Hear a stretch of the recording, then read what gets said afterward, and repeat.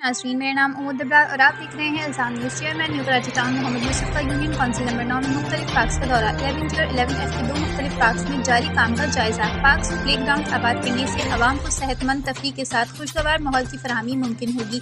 Chairman New Karachi Town Mohammad Yusuf: सेहतमंद माहौल की फराहमी हमारी जिम्मेदारियों में शामिल है। हम पार्क और प्ले ग्राउंड को आबाद करके सेहतमंद तफरीह के साथ खुशगवार माहौल की फराहमी को यकीनी बना रहे हैं।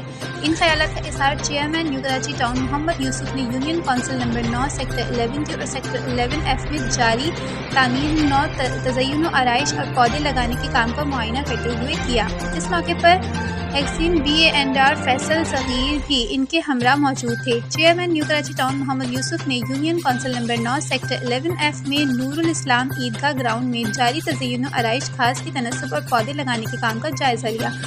इसके अलावा 11G में ब्लॉक 127 के सामने ST प्लाट पर कायम नाजायज़ तजावुज़ात को ख़त्म करके पार्क की बहाली के अहकामात जारी किए। Chairman New Karachi Town Mohammad Yusuf ने अफसरान को इस बात की ताकीद की कि तामीर न तज़य्युन व आराइश ग्रीन बेल्ट के काम में मयार का ख़ास ख्याल रखा जाए। उन्होंने कहा, हमारी कोशिश है कि न्यू कराची टाउन के तमाम पार्क्स और प्ले ग्राउंड को जल्द अज जल्द बहाल करके आवाम के हवाले कर दिया जाए ताकि अहलियान न्यू कराची टाउन को इनकी घर की दहलीज पर सेहतमंद तफरीह और खुशगवार माहौल फराहम किया जा सके।